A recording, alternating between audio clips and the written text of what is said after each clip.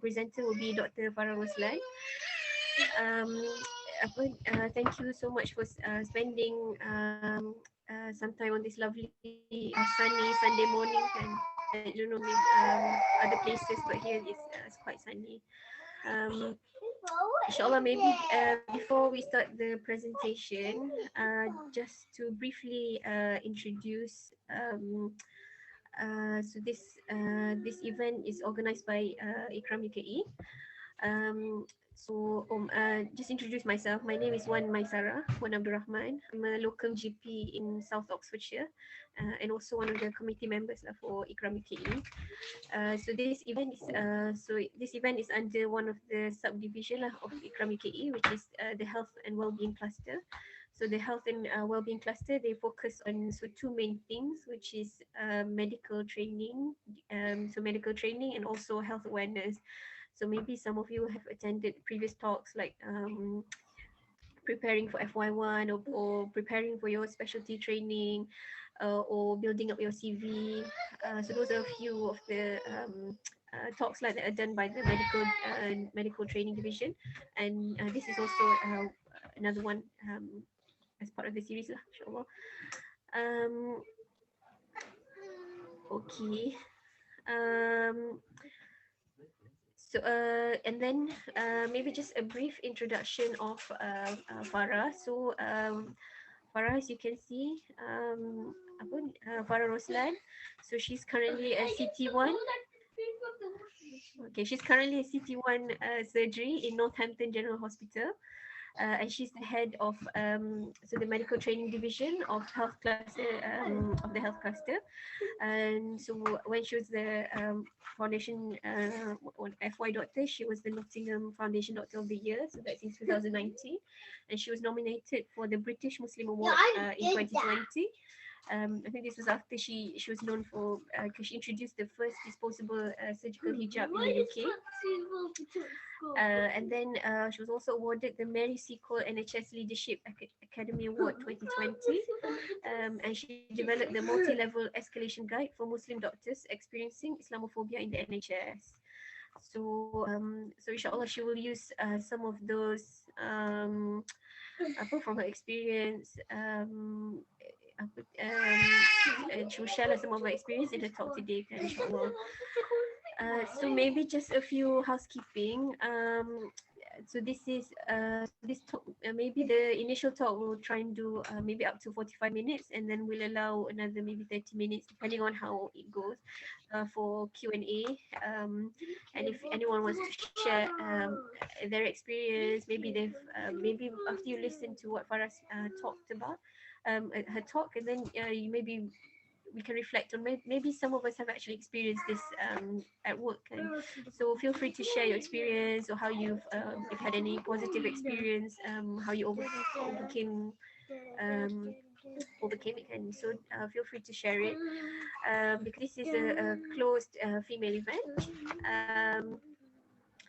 So feel free if you want to open your video so we can see who the audience and who we are talking to. But maybe during the talk, if you could mute your mic. The noise that you're hearing is probably from the kids at my house, so I'm so sorry for the background noise. Happy Children's Day to them. Happy World Children's Day, Kawan Mai. It's fine. The children's sounds are music to our ears. Oh, thank you. But yes, but I will put on mute when you're talking. Not there. I think I've covered everything, inshallah. So if there's anything along the way, you can there's on Zoom there's a function where you can raise your hands, or you can write chat on the you can type on the chat box, inshallah.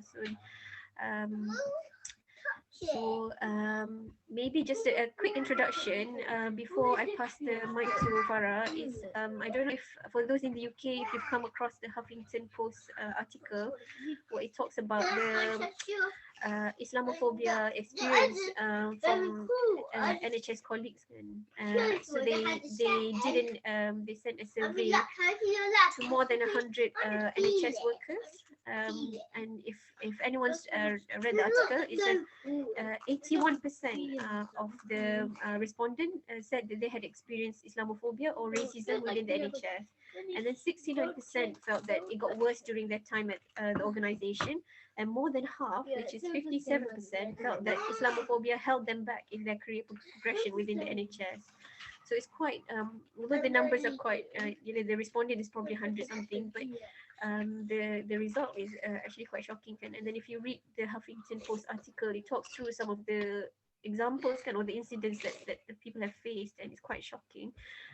From just like comments to their photos. Um, I think that's quite that's something to maybe you can have a read. Shifa's posted it on the chat box. So without further ado, I pass the mic to Farah, inshallah.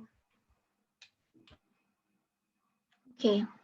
Assalamualaikum warahmatullahi wabarakatuh.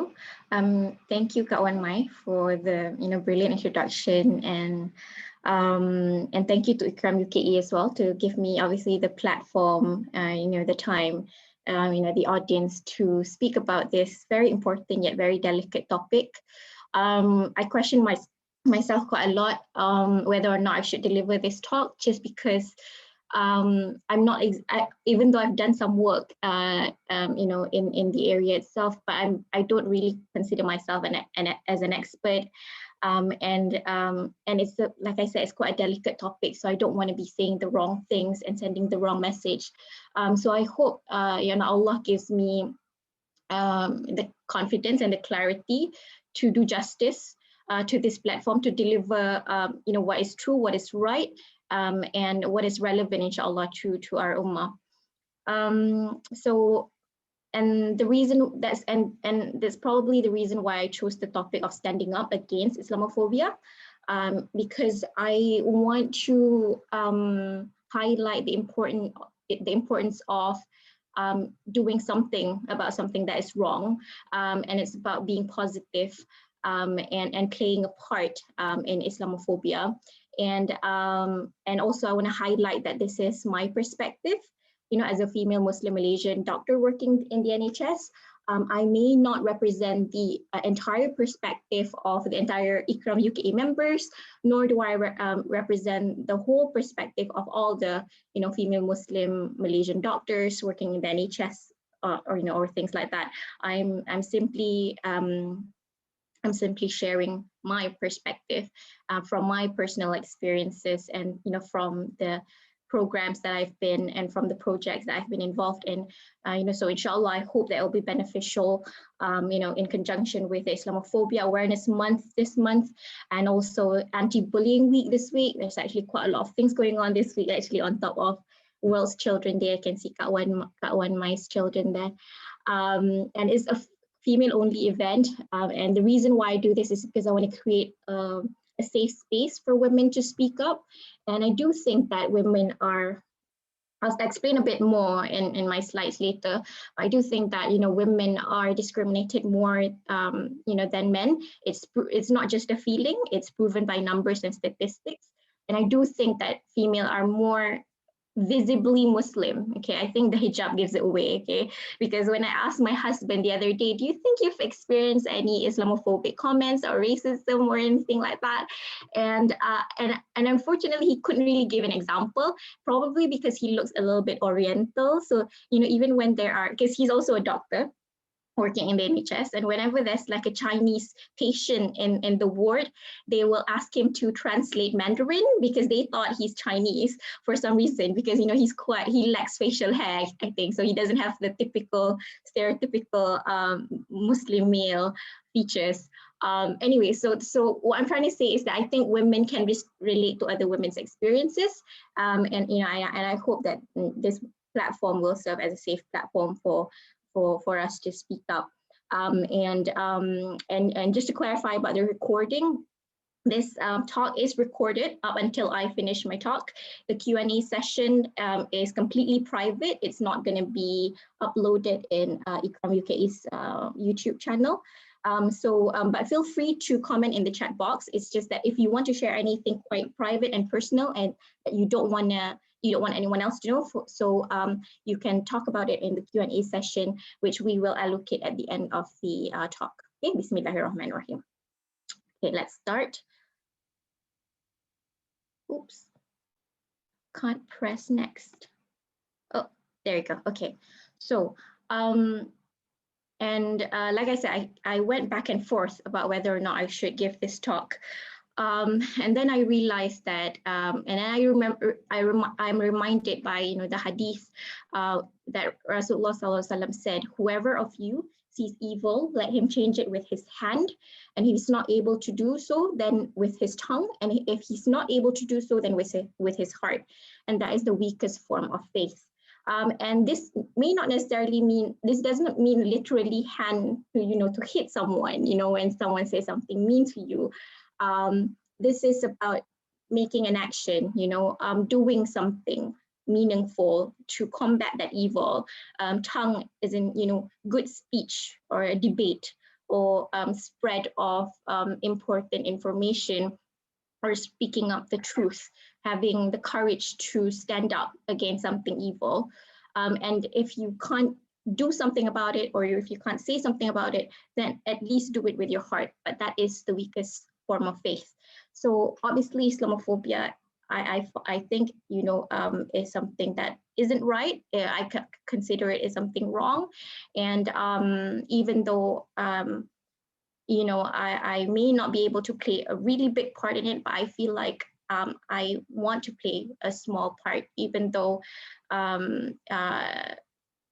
within my capability. And hopefully, inshallah, we can share and spread this knowledge. And at the end of the talk, I hope that people understand a bit more about Islamophobia. They can speak up about it. They can do something about it. And even if they can't, at least they have this affirmation in their heart that this is something that is not right and something that they should not let perpetuate. All right. So just a very quick poll before we start. Okay. 1, you can be completely honest because it'll be anonymous. Do you think Islamophobia exists? Okay, so no, maybe, or yes. Okay, we'll give it like 10 to 15 seconds. No, maybe because maybe you've been in Malaysia, maybe you've been sheltered, so you think it's just a theory that it doesn't exist. Maybe because you've heard about it but haven't really experienced it, you're not very sure. Okay, and yes, you know what it is. You've experienced it, or it's just something that's, very recognizable. And so feel free to answer. Okay, so I think people are voting so far. So for the first, I think let's end the poll. Yeah. Okay. Right. Okay. So for the first question, do you think Islamophobia exists? No, maybe, yes. So 90% answered yes, that Islamophobia exists, and 8% answered maybe. Nobody answered no.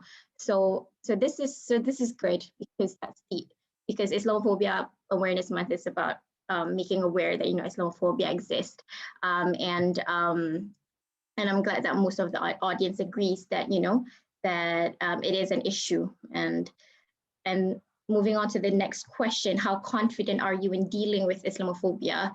The first option, which doesn't apply to me, I don't think it exists.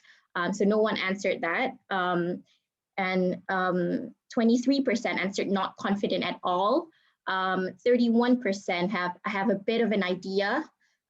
Majority answered moderately confident. I'm really glad, alhamdulillah. 8% answered I'm very confident. I really like positive people. You go, girl. Okay, so that's good. So I think one, I think most people acknowledge that Islamophobia exists, and secondly, people are mostly moderately confident in dealing with Islamophobia. Okay, so I'm going to move on to the next part of the topic. Okay, next. Oh, sorry, my computer's a bit slow. It's very difficult to change to the next page. Technical issue.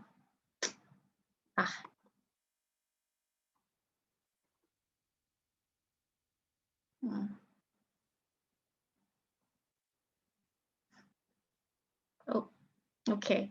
So what is this talk trying to achieve? Oh, there you go. So one is to acknowledge the existence of Islamophobia. And I think although people know about it, but maybe they struggle to define what it is and what forms Islamophobia come under.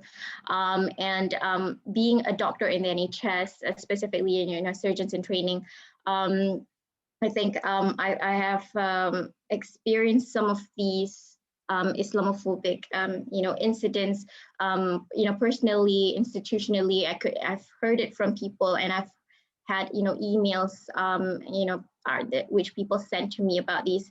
And the reason why I'm sharing this from the perspective of an NHS worker is because I feel that NHS is a really large organization, and it's quite a diverse organization which is quite representative of the UK population itself. So that's the perspective that I want to bring in, and hopefully to provide the tools in dealing with Islamophobia, especially in the setting of NHS.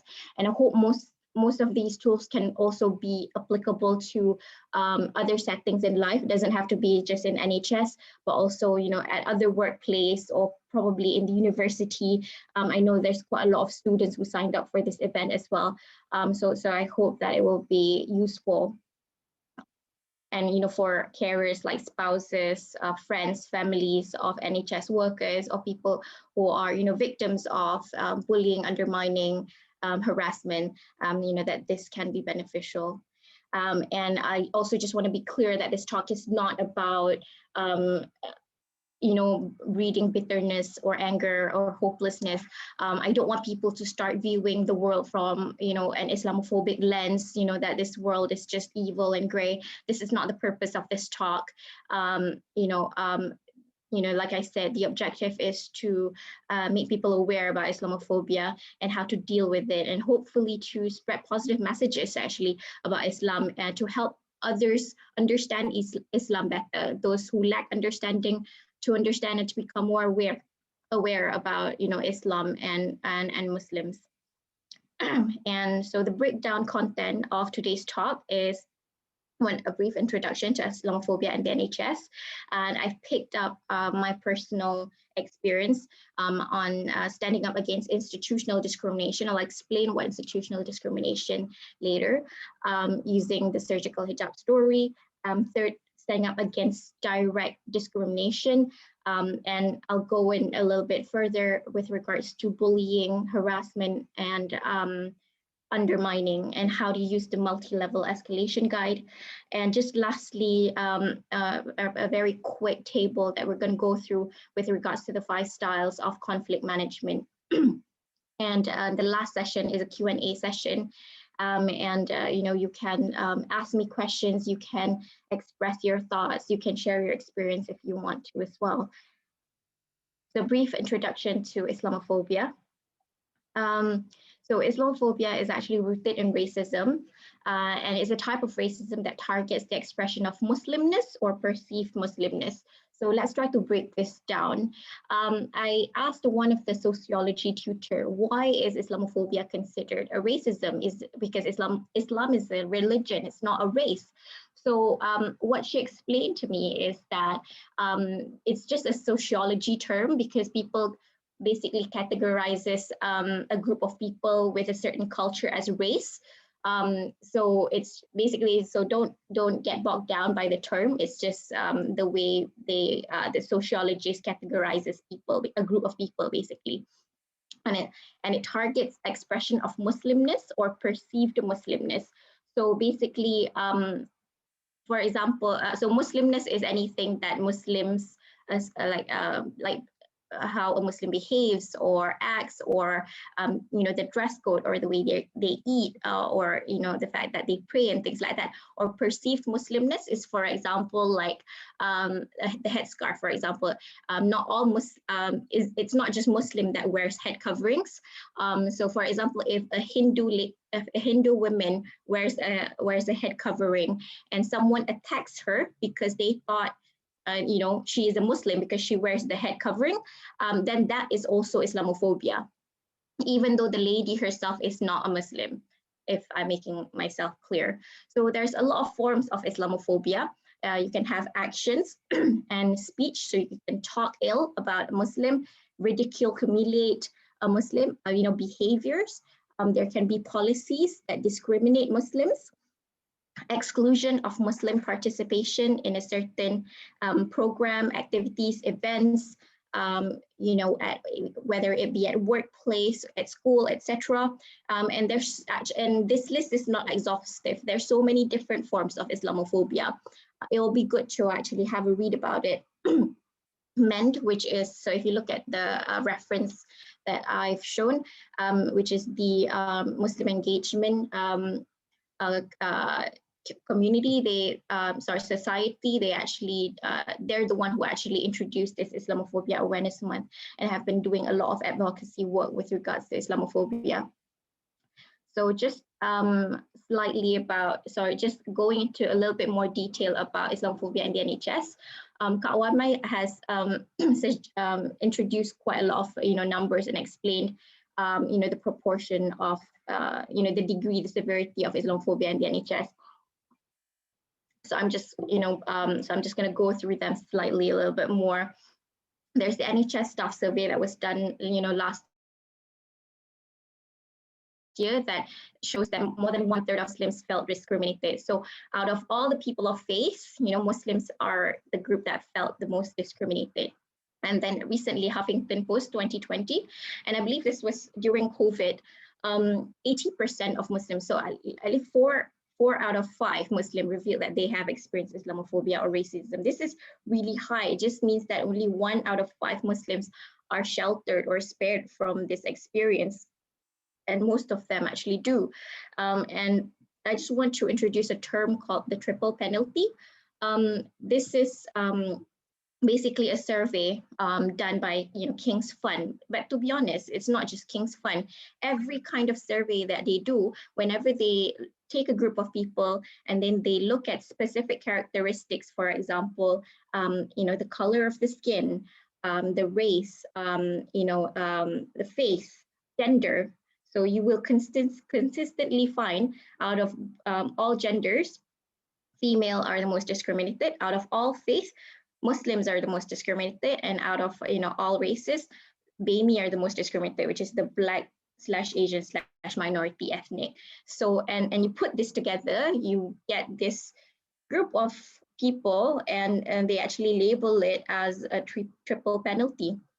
And being a female Muslim Malaysian doctor, I unfortunately come under this heading. So which makes me more likely to face discrimination, and I think a lot of us are as well. So just going back to my first encounter of Islamophobia, I actually remembered when I was a 4th year medical school. So just a little bit of explanation about how medical school works and how the placement is.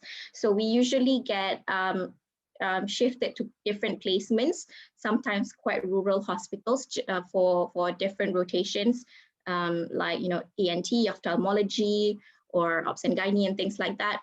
And during one of those placements, I was allocated to a rural hospital. And I remember I was a 4th year medical student.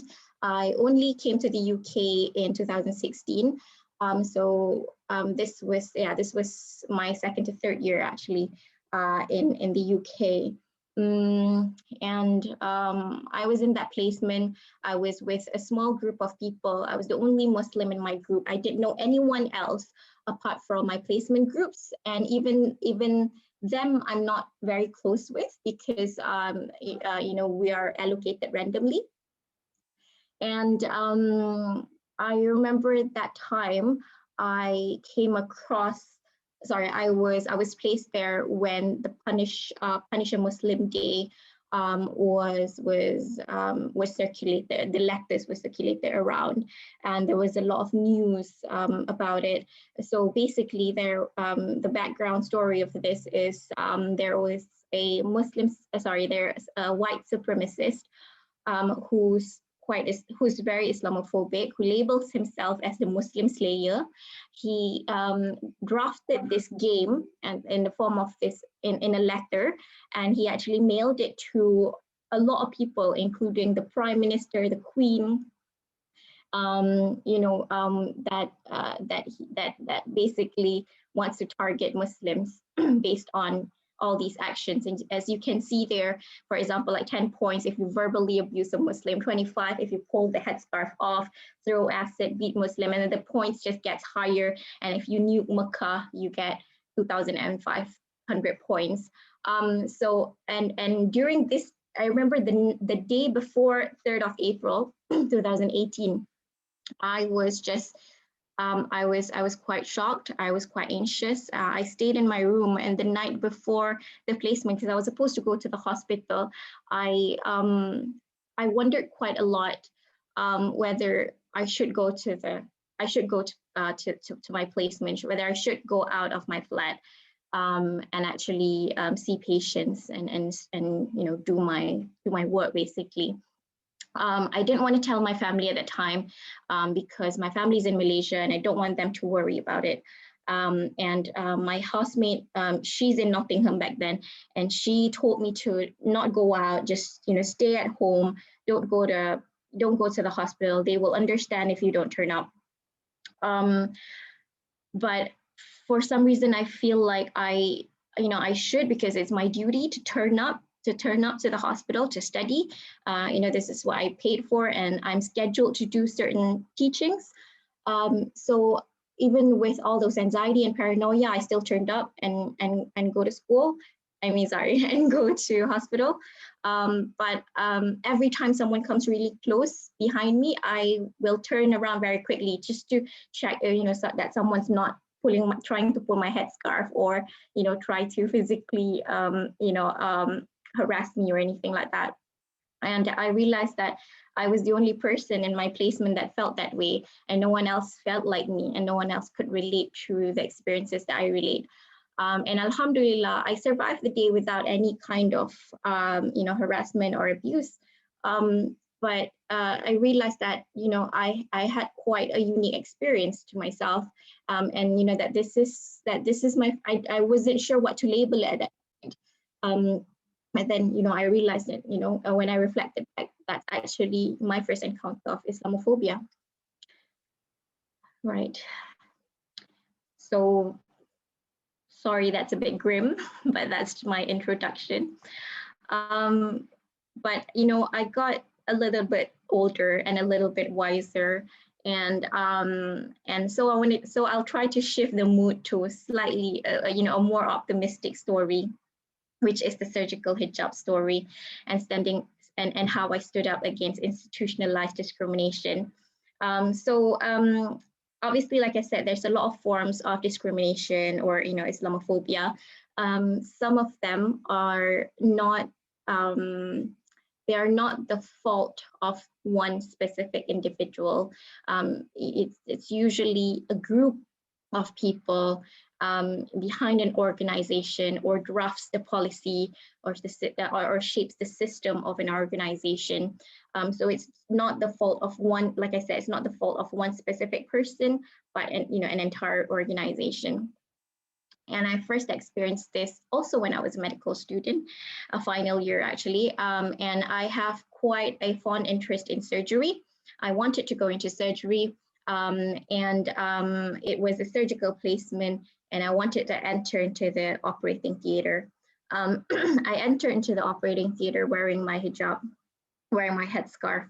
And, just a few minutes after I was there, one of the theater managers actually pulled me out. She was quite nice and polite, in all honesty. She said, "Could you please step out? You're not supposed to be wearing that headscarf thing on top of your head in the theater." And then I was like, I can't take this off. And so what can I do? And then so he said, so she said, there's an orthopedic hood. So it's like a big paper-like hood that can cover the head and the neck. And I was like, oh, never seen that before, so I'll give it a go. So she went on and she took it from the orthopedic theater, which wasn't easily accessible from the female changing room. So I had to wait for a while until she gets it. And then she brought a scissor as well because it didn't really fit me properly. By the time I was ready, and I felt like I looked a little bit odd, and I went into the operating theater, the surgery was already halfway done. I've missed the first half of the surgery, and when I was in there, I was quite disturbed by what was happening. I was still reflecting about what was happening, what happened to me just now, so I couldn't really focus on the rest of the surgery. And then I realized that, wow, I actually lost a learning opportunity there just because I wore a headscarf to theater, and no one else seemed to face that problem. It's just me. And I felt like, why is it difficult that why is it a difficulty that I had to face when entering theater, especially since it's something that I'm quite interested in. So that is my first encounter of institutionalized Islamophobia. I think it stemmed from the lack of awareness or lack of understanding or lack of accommodation to Muslim women who wears headscarf in theater.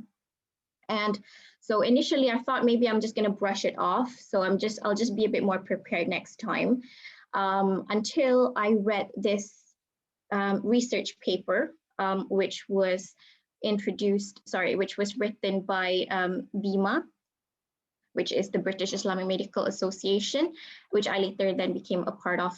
And it showed that, so basically, I think the title of the paper itself is quite self-explanatory. It says, I decided to not go into surgery due to dress code. And this is quite shocking. And the finding is also even more shocking. It says that here, more than half of women had problems trying to wear headscarf in theater. When I read this, I was like, oh my God, that's me. That's more than half, and I'm one of them. And it felt like a hashtag Me Too moment. And as some women felt embarrassed, anxious, and more than 1/3 actually felt bullied as well. And even more unfortunate and quite shocking is that some of these respondents who actually prefer surgery then choose to specialize in GP, so like community placements where you're in a smaller group, you avoid the operating theater because because the dress code is slightly more, the dress code policy is more flexible when you're working on your own at the GP or in a smaller group. And I feel like this is a loss in talent because you have a group of Muslim women who wears headscarf and they're considering to go into surgical specialties like obs and gynae, general surgery, ophthalmology, etc. But they felt like they're at a crossroad where they have to choose between their faith and their career. And obviously they weren't going to let go of their faith. So they chose other careers. So they didn't choose surgery. So I feel like this is a loss, in surgical talents. And no wonder we're seeing so little female Muslim surgeons because the operating theater itself is not accommodating to the dress code, to the faith dress code of Muslims, like the hijab, for example. So I thought this was shocking, and I felt like I probably need to do something about this because I want to do surgery and this feels like a barrier to me. So what I did was I met my mentor, which is Miss Gillian Tierney. She is the head of East Midlands School of Surgery. And I started talking to her she's a very supportive woman. I've always looked up to her. Obviously, she's not a Muslim, but I felt like I could be honest with her, and she's a good listener as well. I actually didn't meet her to ask her about the hijab issue. It was more of just asking about surgery in general. Because I was going to apply for surgical training. By the way, Alhamdulillah, I got in. This is my, actually I've been in surgery for 4 months now. So So yeah, but back then I was still a little bit unsure. I was 90% sure, but I had 10% of doubts and reservation. And she clarified most of that doubts. And she was really supportive. She even said, I really like you, you know, you're very true to yourself, you know, you're a Muslim, you're confident, we should have more people like you. And then, so I felt like, wow, she has so much faith in me. And maybe I could tell her about my insecurities. So I explained to her that, you know what, I'm very compelled to go into surgery, but there is just this one tiny thing that's just bothering me a bit, and I feel like I want to talk to you about it, if that's all right. And I told her about my difficulties wearing hijab in theater, and I showed her the paper that's in front of you right now, and she was. And surprisingly, she was quite shocked. She wasn't aware that this is a huge issue and that this serves as one of the barriers for women entering surgery. So she said, like, right, Farah, I'm not an expert in this issue, but I know this is a problem.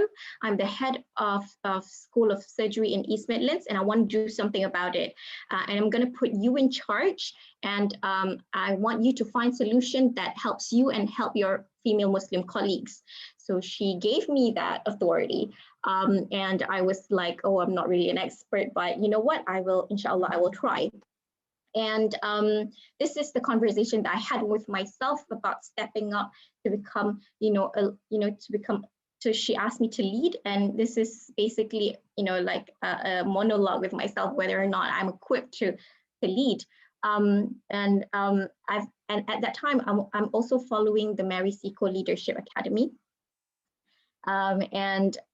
Leaders are defined as individuals who are able to coordinate a group of people and mobilize them forward to implement change. So I talked to myself, right? The leader here doesn't say anyone who's an expert. So I'm like, okay, so that's fine because I'm not an expert. So I guess I could lead. So what else do I have to do? Coordinate a group of people. So I was like, okay, maybe I could coordinate. So I can talk to Miss Tierney, my mentor.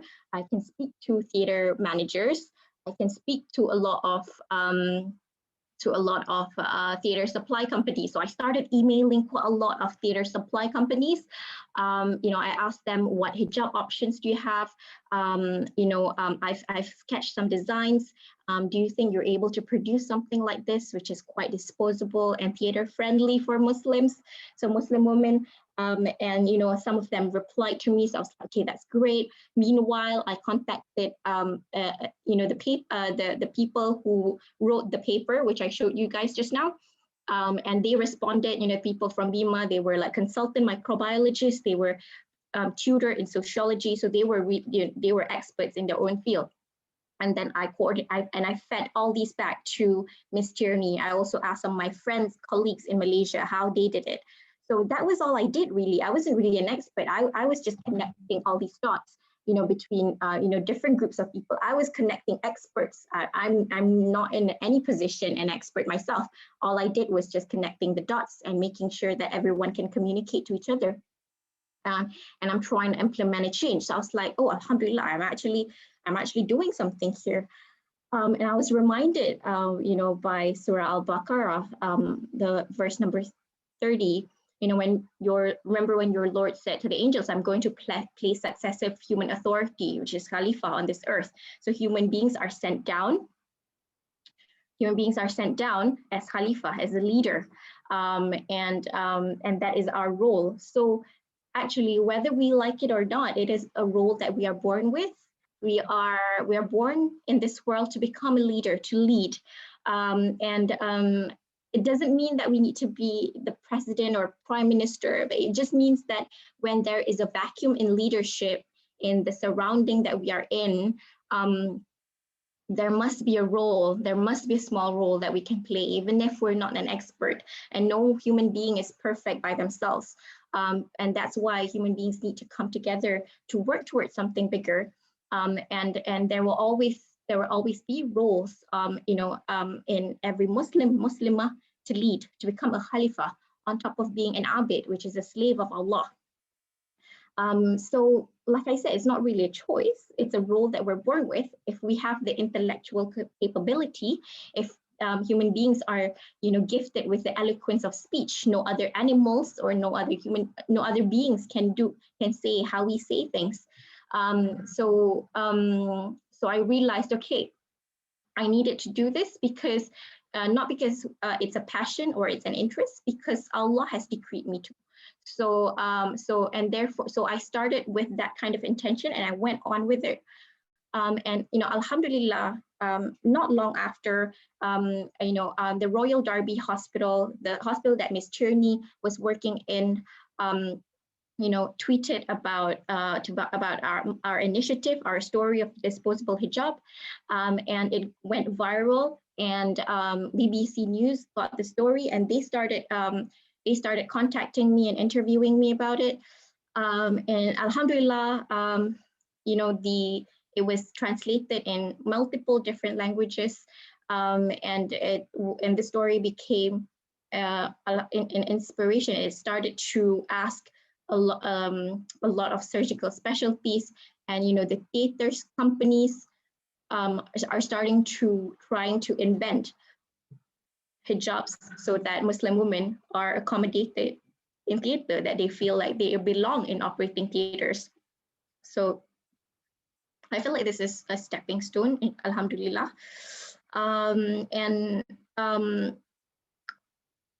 So I'm just reflecting back on the story, really. And like I said, I want to highlight a positive story so that you feel that, because I believe that you cannot be what you cannot see, Sometimes you cannot be what you can see. It's not true all the time, but I feel like I'm showing this as a Malaysian. So I'm not British. Okay, I'm not born here. I don't have a British accent. I don't look British.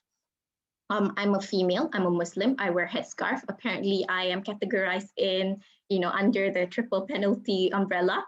But I feel like this is not just a success for me, but it's a success for everyone who can relate themselves to me, right?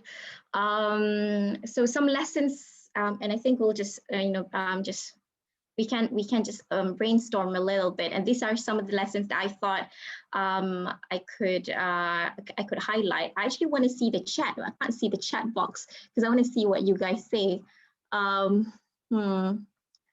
Just quite. You can just stop sharing your screen for a while. Oh, okay. So if I stop sharing my screen, then I can see the chat box? Yeah, supposedly. Okay. Okay. If there's anything in the chat box. Okay, fine. Okay, so if anyone says something, type something in the chat box, please let me know, because otherwise I can't really see what people say. So first is just validating your feelings. So, your feelings are real, okay? So don't brush it off. Even though you are a minority, it doesn't mean that your feelings are minor, okay? Secondly, sometimes you have to be the first in doing something.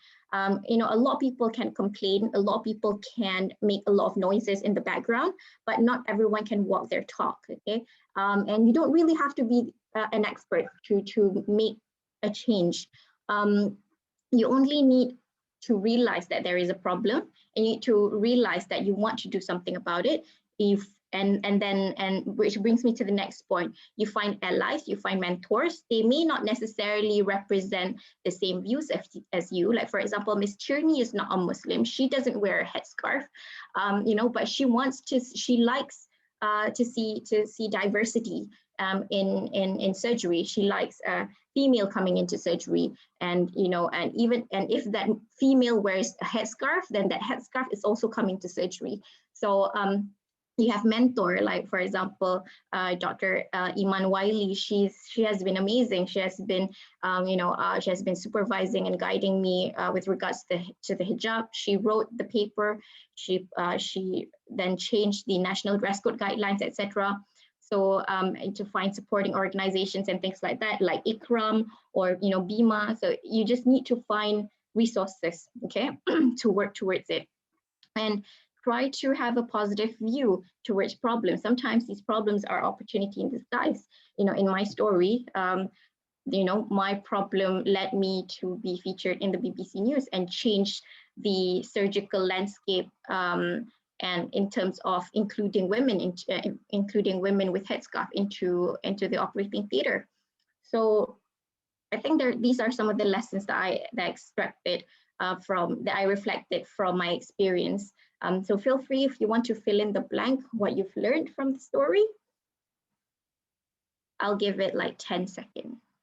And you can type in the chat box, and the organizers can share it to me because I can't really read it. All right, another 15 minutes. Sorry? Another 15 minutes before. Oh, right, okay. So moving on, standing out against direct discrimination. So this is the development of the multi-level escalation guide. So just a little bit of just a poll with regards to mix and matching. There's bullying, harassment, and undermining. I think this is quite important as well, just to understand what these terms mean. So if you want to choose what these terms, how to define these terms and what's the difference between them. So let's have a poll.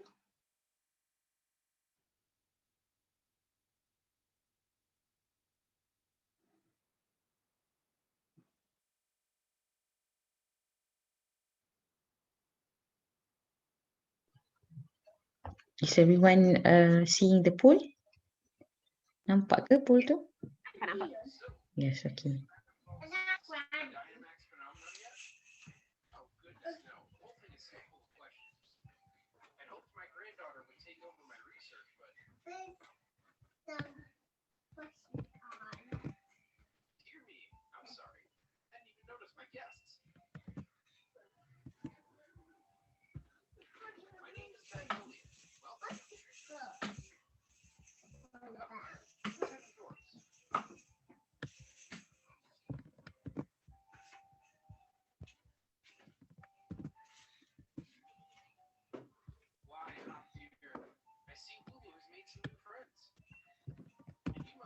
Okay, so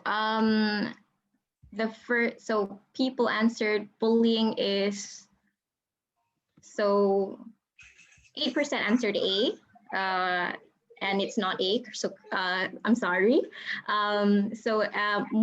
There's equal numbers who answered B and C, which is the persistent / offensive, abusive, yada, yada, yada. And also the conduct that is unwanted. So B and C, yeah, mainly. And the correct answer is B, which is persistent. So when I say persistent, I think the reason why I want to explain this is the context that people define bullying, because it should be persistent. It's not just a one-off. It's not just in one single setting. For example, just in the ward, or just in the doctor's room. You see it in different settings, sometimes at the lunch table, sometimes in the doctor's office, sometimes at the patient's bed space, in the context of NHS, for example, right? So it has to be persistent. It's abusive, okay? It's something that you can take offense. Abusive, intimidating, insulting. And usually I want to highlight as well, abuse of power, usually a superior to an inferior because they feel like they can, okay? Just because they can, so therefore they do it. Unfair penal sanctions, which makes the recipients feel upset, threatened, humiliated, vulnerable. So these are the effects of what you feel. So if this is what you feel, then probably this is something that you need to ask yourself, am I being bullied? Okay, which undermines their self-confidence and may cause them to suffer stress. And stress can come in a lot of forms. Okay, sometimes you don't feel like you want to go to work. Sometimes when you go to sleep that night, and you feel like you really can't sleep, and once you're asleep, you feel like you don't really want to wake up because you just hate going to work because you don't want to face this particular person, which is your bully basically. So next, what does harassment means? So you're left with two answers now, A or B. Sorry, A or C. And so no one answered A, and most answered C actually, conduct that is unwanted and offensive, and affects the dignity of an individual or individual or groups of individual. And that is correct. Well done.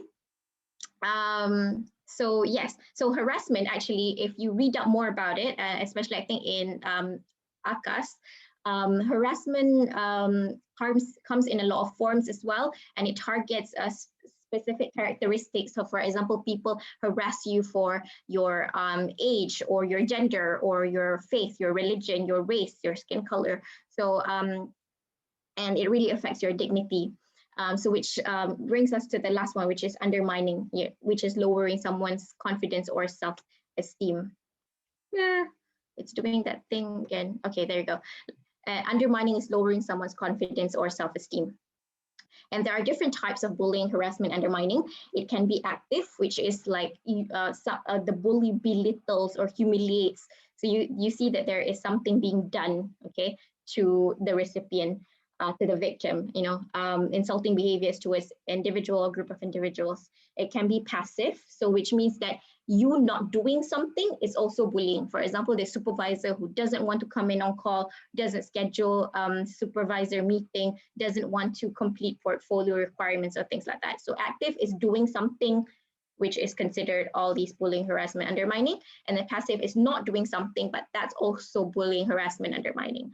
And then there's the bystander, people who are not involved, but is present at the incident of the bullying, harassment, or undermining. And this is also considered an offensive behavior, okay? So if you are there and you don't do anything, then this means that you are tacitly complicit in bullying as well. Okay, so this is the importance of the hadith, if you go back to the hadith. Some suggestions during the incidents for the victims, okay? So I think if you're working, I really don't want to share like personal experiences because I know it can take a long time. But just 2 lines. I've been there before. Okay, it sucks.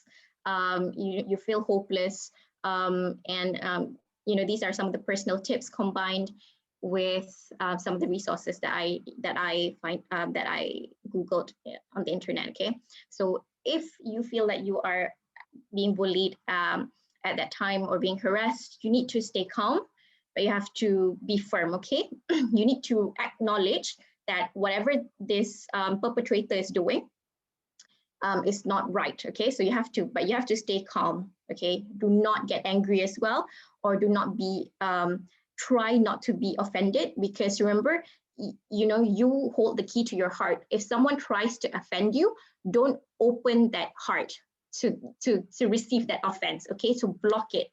So try to stay calm and try to not get triggered. Okay, try to depersonalize the comments. So if they're saying that you are really incompetent, or you should not be doing this at your level, etc., etc., try to depersonalize the comments. Okay, maybe try to be curious and ask, okay, what specific actions do you not want me to do, or which bit that you find to be incompetent. Try to be curious. I know it's really difficult when someone is attacking you or attacking your personality or your judgment, but try to be inquisitive and try to be curious.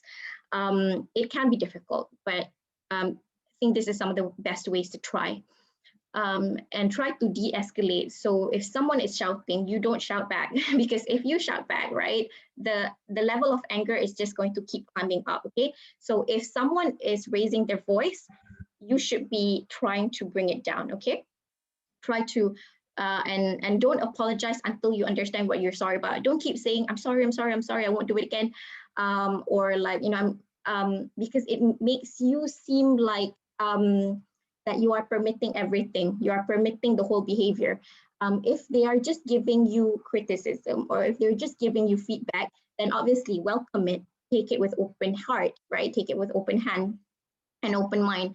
But if the way that they give you the feedback is in a bullying or in harassing type of manner, then do not accept it. You can say something like, okay, I appreciate that what I did was not right, but I'm not comfortable with the way you talk to me. Okay, so draw the line there.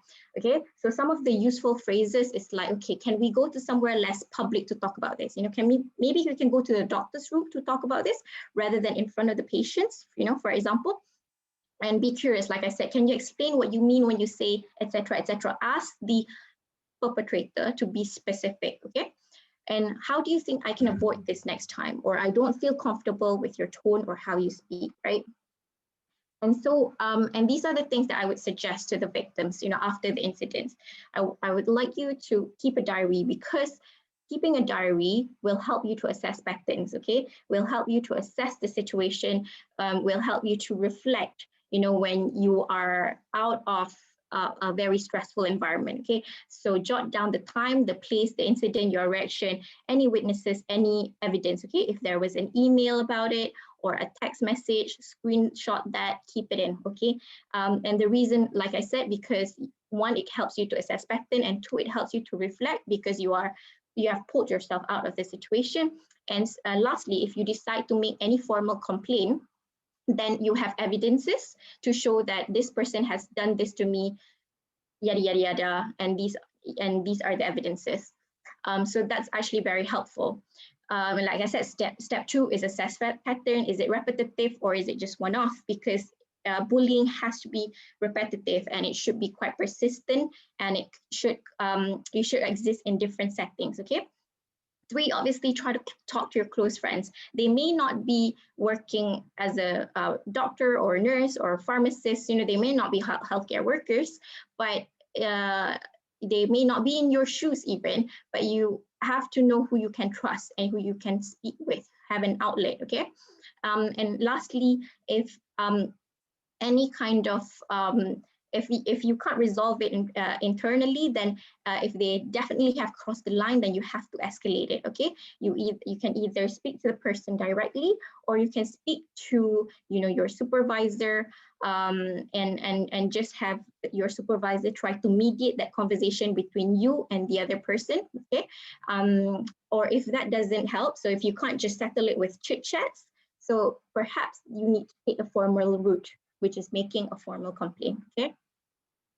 And this is the guide that I've developed with the British Islamic Medical Association for Muslim doctors experiencing Islamophobia in NHS. I'm sorry if you have to squint your eyes to read what it is, but basically it is a multi-level escalation guide. So these are the people that advocates for anti-bullying. That's the people that you can speak to. Such as, locally, you can speak to your clinical clinical supervisor or educational supervisor. You can talk to your training director. There is a designated person called the Freedom to Speak Up Guardian. They're quite helpful as well. Your senior chaplaincy and equality diversity team. So basically there's quite a lot of avenues that you can channel this to. You just need to reach out, basically. Okay, there are options there are bodies regionally as well, and there are national bodies as well. AFAS, which is the Advisory, Conciliation and Arbitrary Service, they're quite active as well with regards to bullying, and there's quite a lot of resources actually. The BMA and BIMA also produces a lot of articles with regards to, and resources with regards to bullying as well. So you're not alone is what I'm trying to say. And there is an outlet, you just have to reach out, okay? Right, and suggestion for bystanders during the incident. This is, I think this is a little bit funny. It's quite an awkward situation to be in, isn't it? Like there's two people, you can see two people, one harassing or bullying the other, and then you're not sure if it's safe for you to step in, but you have to break it somehow, okay? I think it takes a lot of guts to say like stop what you're doing there, or like that's not the way you talk to a junior doctor or a junior nurse. But the point is, you need to try to interrupt when it's appropriate, okay? Depending on how confident you are or what you're going to say. These are some of the phrases that I could think of, some of the examples. You can just ask, like, if there are two people and one's shouting to the other, and you can just check, hey, is everything okay? Or like, oh, excuse me, I think the patients can hear you. Do you want to have this conversation elsewhere? Or you can just suddenly interrupt, if they are if they're having this incident in front of in front of the drawers or in something, you can just say, oh, I'm sorry, I'm just trying to get the papers. Just try to break the tension, basically. If you're more confident and you call the bully out, okay, I've tried this, especially when some of my colleagues make fun of my juniors, because of their size or because of their religion and things like that. I call them out and I'll say like, hey, stop, that's not a nice thing to say, or guys, I think this comment is inappropriate, or guys, this jokes is not funny. So you need to have the confidence to say like, okay, this is not right, just call them out there and then, okay? Check on the victim. So I once had this incident. So there was one time that I actually cried in one of my workplace because I feel like I've been verbally harassed. And one of my friend, she overheard some of the noises, and she went on afterwards. She checked on me. She handed me a tissue. She just listened to me, and I felt really supported. I felt like this really helped. So even if as a bystander, if you're not confident to interrupt the incident when it's actively happening, you can still play a role after the incident. So check on your colleague, check on your juniors or whoever. Basically, you don't necessarily have to know them. You can just check on how they're doing. So suggestions for carers of victims. So like I said, some of you here are not even workers of the NHS, some are students, some are just housemates of these victims. So the things that you can do is just listen without judgment, okay? Respect their personal space, but let them know that you're around if you need them. Share them some tools. Inshallah, I'll be sending you quite a lot of helpful tools. And there's also a lot online, and if you can Google them as well. If they decide to take the formal route and make a letter of complaint, you can proofread their letter. You can accompany them if they are experiencing signs of anxiety or depression, like hopelessness, grief, fear, despair. They don't want to eat. They sleep too long. They're becoming less functional. They're too anxious. You might want to advise them to seek professional help, see their GP or etc. Like for example, seeking experts' advice, make dua. And lastly, obviously, dua is the strongest weapon for a Muslim. So make dua for them. So very briefly, the last section for quite a heavy and possibly dry. I'm so sorry if the talk has been dry. And especially I can't read your comments, so I don't know what you're thinking, or if you've been following or falling asleep. I'm not offended if you're asleep. Lastly is conflict management styles.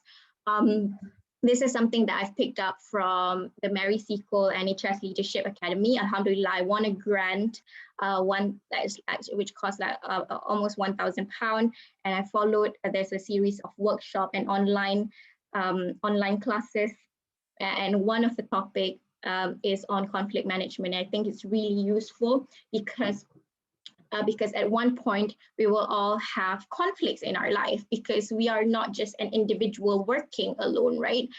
We work in a team, and there's a lot of job that involves working in a team, and sometimes people have disagreements, sometimes people have different viewpoints, different interests. So obviously there will be conflicts, okay? Some of these can be sources of bullying or harassment as well. So these can apply even in tackling any forms of discrimination too. So so this is a quote that I want to share. So peace versus conflict. Okay, so peace is not an absence of conflict. It is the ability to handle conflict by peaceful means, right? So the fact that things are at peace, it's not because there's no conflict, but because conflicts are handled peacefully. Okay, so that's why conflict, knowing how to manage conflicts, is important to maintain peace. All right.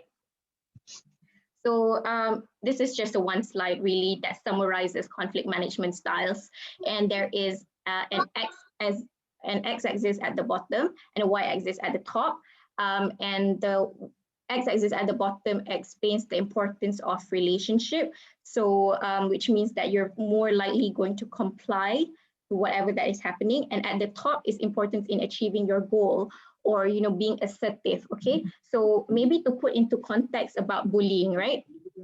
For example, in terms of, so for example, someone bullies you, and so let's go with the purple box. So you will try to avoid that person, right?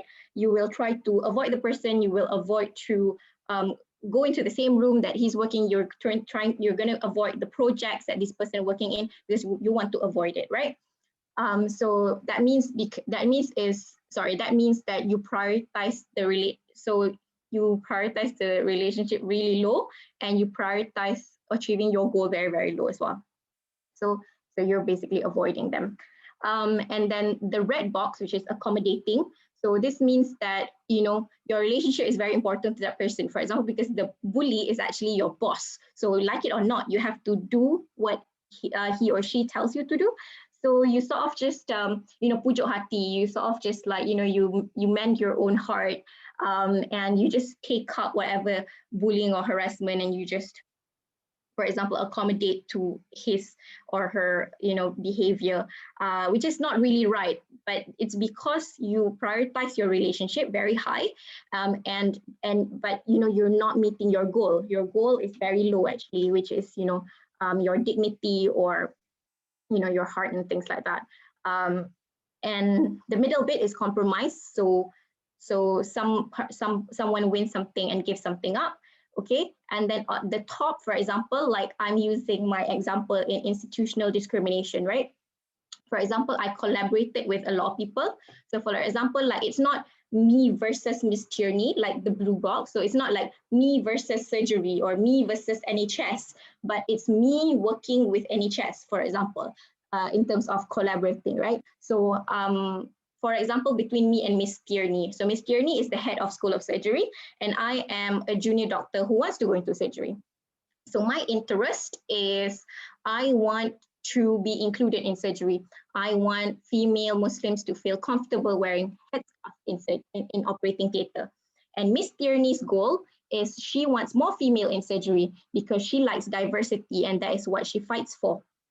So which means that we try to align both of our desires, both of our goals, and with that regards, it means that we place high importance in both of our relationship, her as a trainer and me as a trainee, and also we both win and win. So I get to wear disposable headscarf or feel comfortable in theatre, and she gets more trainees which are quite diverse in surgery.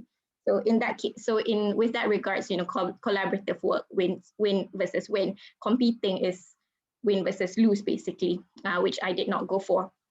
So when you have a conflict, have a strategy. So think, what is your plan? Is my relationship with this person more important, or is the goal more important? So if it's both very important, the best is to collaborate, okay, rather than to avoid or accommodate or compromise or compete, okay?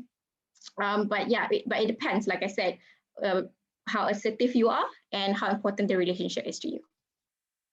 So that's all really. Alhamdulillah, we've gotten to like the last slide. It's just some take-home messages. Islamophobia can come in many forms: institutionalized, direct. There's more really implicit, explicit. You can read it out. I hope that I've showed some of the examples of Islamophobia. Any type of bullying should not be tolerated, okay? Active, passive, or bystander. And I hope that it's a little bit clear in terms of types of bullying, especially in conjunction with Anti-Bullying Week. So proportional action must be taken. So try to resolve it internally, maybe, and then talk about it informally, maybe try to mediate, have someone like a third party involved, someone professional and neutral, try to resolve it between the two of you. And then if not, make a formal complaint, put in a survey form, or just voice it out, take some formal action. And then lastly, we can still remain positive despite acknowledging that there is a problem in this world. I don't want you to view the world from an Islamophobic lens, because that's a very bitter and hopeless way of living. I want you to remain positive, to view your problems as an opportunity in disguise, okay? And you know, who knew you're gonna be featured in the next BBC News, and you can text me and say, oh, by the way, you know, Alhamdulillah, this led me to that. So just PM me. Yes, Alhamdulillah, I think that's probably it. I will include some online goodie bags. So some of the infographics, that's quite helpful, especially if you're working in NHS or know someone who is in the NHS, and you can give that to them. I've written up a paper for the Mary Seacole Leadership Academy Award, and it talks a little bit more about role as a Khalifa, as a leader, and role of Khalifa as a Muslim, and conflict management, stories about hijab, etc., etc. It was quite well received, so that can be a bedtime story for you. Yeah, lastly, if there's any comments, questions, we do have to wrap up in 17 minutes. So if anyone wants to share anything, inshallah. Sorry, I spoke a little bit too much. Thank you so much, Farah. Jazakallah khairan. I think that was a really interesting, very inspiring talk, especially your story about the surgical hijab. So I think it was really good, like, to hear the background story, because we just like, for me personally, I just read what was on the paper, so it's quite nice to hear the background story of it. Okay, I mean, so the next few minutes, I think we'll open for Q&A or comments, or if anyone has any experience they want to share. I think personally for me as a GP, I get so many like random comments from patients, and I think one that really struck me was, I think a patient, she was just trying to be friendly, but she asked, so this was the workplace was in Cotswold, so very white population. So she was asking, oh, where are you from? And then she said, oh, do you live nearby? Do you live locally? And then I said, no, I don't live locally. And then she said, oh, people like you normally live in a council house. She said, no, people like you normally live in a shared council house. She said something like that. And then it really struck me. She said, oh, what a weird comment. But macam comments like that, you have to take time to process kan, like, what did she mean, macam apa, what was she trying to say, what was she trying to imply. So I didn't actually call her out because they take time, but I discussed it with my colleague lah. So I discussed it with my other, especially white colleagues kan, macam apa maksud, what does the patient mean kan when she said like this. And everyone was so shocked, and they even apologized kan. They said, oh, that was a really inappropriate comment, and it doesn't represent any of our views, they said to me. So I think that was really good. I think just sometimes you have to debrief your thoughts kan, because or else you take it home and you question yourself. Just feel like, what sort of comment was that? Yeah. And by the way, to anyone who wants to share, please share, because we're no longer recording, so it's completely private now. So Kak Wamai, do you think she was just ignorant, or? Yes, I think she was ignorant. Yeah. Because sometimes like ignorant comments like that, they can be a little bit harmful. Like I don't think she meant to hurt you. I know it's a compliment in a way, like, oh, you look very, you're very well established, you're very intellectual, which is very rare for people like you, very rare for Muslims to be, so sophisticated and intellectual. Yeah, definitely. If been, I think, is it shared? Yes. Okay. So, as a Muslim, I think we're all Muslims here. Dua is the strongest weapon of a believer, isn't it? So, inshallah, yes, it's very important for us to make effort, because, the steps is, usaha, dua, and tawakkal. Effort, make dua, and then you tawakkal, you let God, right? let God work His magic. We have made our effort, inshallah, today. Alhamdulillah for everyone who is attending. I really appreciate everyone's participation. I hope people learned or picked a few things which are useful for them and beneficial for the ummah. So therefore, I think the next most appropriate way to end this talk is making this dua. This is something that I've drafted, but feel free to add in as well if you want to. So inshallah, Bismillahirrahmanirrahim. Ya Allah, the most merciful, the most kind. Please give us the courage, confidence, and eloquence of speech to stand up for ourselves when we are wronged, and for others when they are wronged, for you are always with the oppressed.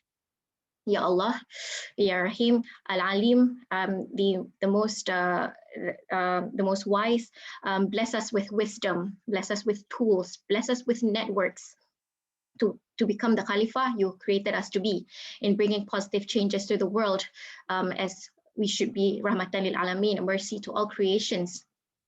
Ya Allah, may you give hidayah and clarity to the Islamophobics, just like how you have guided Sayyidina Umar al-Khattab until he became the companion of Rasulullah sallallahu alaihi wasallam and was known as Al-Faruq, distinguisher between right and wrong.